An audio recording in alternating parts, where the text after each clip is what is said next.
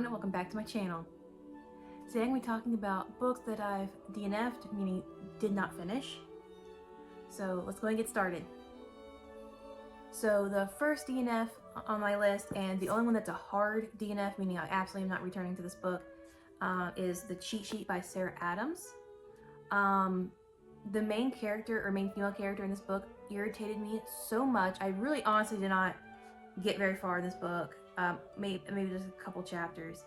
The book starts off with the female main character, Bree, going into her guy best friend's apartment, I think unannounced. Like, I don't think he knows she's coming, and she like brings him some food or something, and she runs into the guy's girlfriend, and has this very pick-me, girl kind of confrontation with her, being like, well, I know him better, and it's just, oh, because that's just one of my biggest pet peeves for a book, is if the female main character is like a pick-me girl, or a like, oh, I'm not like other girls kind of girl, like, but written in a way where it's very stereotypical, like if the girl who's not, I'm not like other girls, actually says it, like that's too much.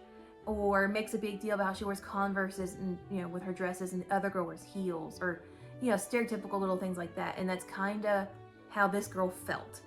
Is she's like, oh, I know him better because I know he likes these kind of cookies and not the kinds she brought him, or something like that. It's too much. It's too much. But like, this one is a library book, so like, no harm, no foul. It's fine. I didn't spend any money on this one. However, I did give this one a shot, because I loved the Sarah Adams book. I think it's called Practice Makes Perfect, which is the second book in a series. And I accidentally read that one first because I didn't know it was in a series. I didn't know that. And I read it back in February, or yeah, I think it was February. I think I read it for my book challenge I'm doing with my mom. And February is supposed to be like a romance novel, and that was the romance novel I read for February. And I did buy the first book in the series of that had Practice Makes Perfect. I haven't really read this one very much yet either, but I like this one so far. I'm not that far into this one. I don't like it as much as I Practice Makes Perfect, but the Practice Makes Perfect has a trope in it that I like a lot, so probably a little biased. So that's why I went ahead and I gave her a shot with this one, this is why I borrowed this one, because I was like, oh, this is also right after I read Icebreaker, and so I was like, ooh, sports romance novels, I'll probably like that, and it's written by the person who wrote another book that I like, so I think this will be pretty good. And no, that's the only hard DNF that I have, though. The others, I think someone could convince me to give them another shot, or if like I somehow run out of books during this book buying ban, I'll go ahead and give them another shot or something like that. But that one, that was a hard one, not doing it. So here's another like soft DNF, meaning that I will probably give this one another shot. Okay, so the story of this one is, she is like an heiress who's made a few too many mistakes and got into the public eye in the bad way a few too many times, and her stepdad cuts her off and sends her to a little town or whatever to I think it's like upkeep like his main store, that like, no, not his main store, her late father's old store that was like in a small town or something. And then she meets a guy and they fall in love and all that. And I want to like it. I really do. It's just the main character girl is really annoying.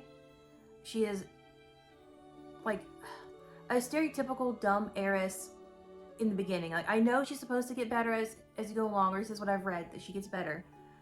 It's just the way she's written, it feels not as intentional, if that makes any sense. It seems more of like, I don't want to say bad writing, but maybe like some of the points the author's trying to get across aren't really hitting for me. I'm not sure.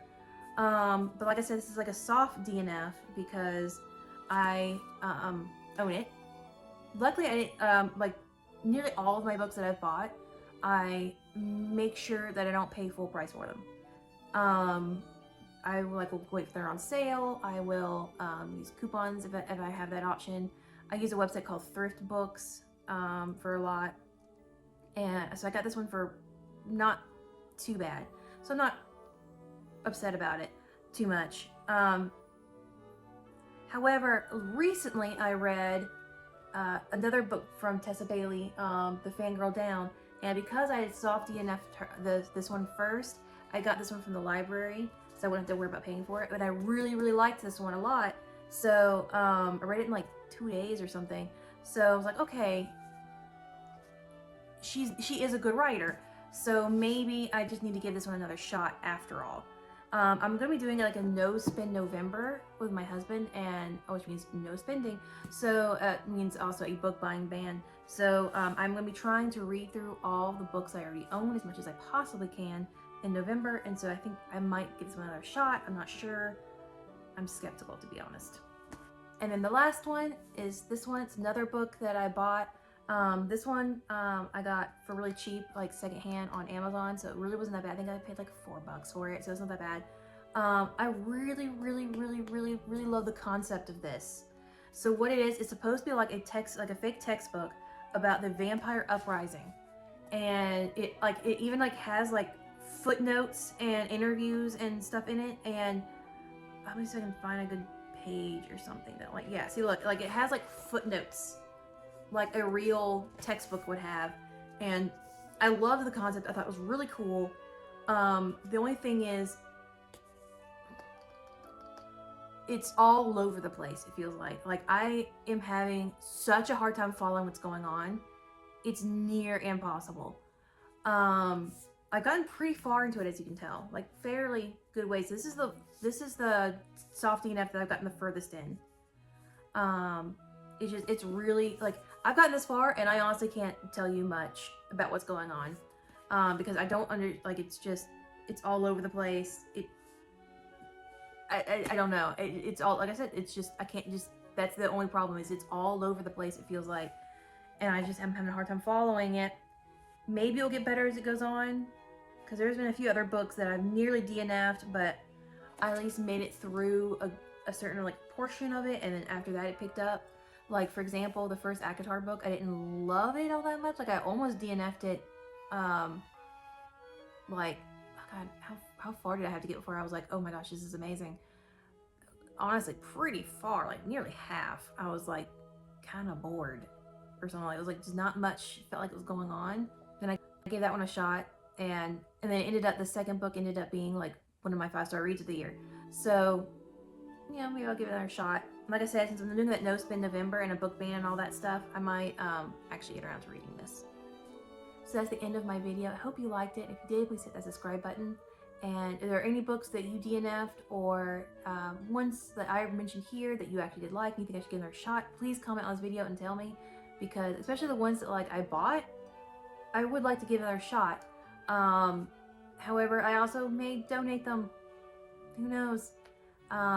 I think there's, I know it has in the past. I'm not sure if they're doing it again this year, or if I already missed it this year, or what. But I know there used to be a book swap thing in Atlanta, where you would bring books that you didn't want anymore, and you could swap them for ones you did want. And so I might keep on to the ones that I'd soft DNF'd that I bought, just so I can see if I can do that next year, maybe. I don't know. But like I said, if you like this video, please like and comment. And if you want to see more like it, please hit that subscribe button. Bye!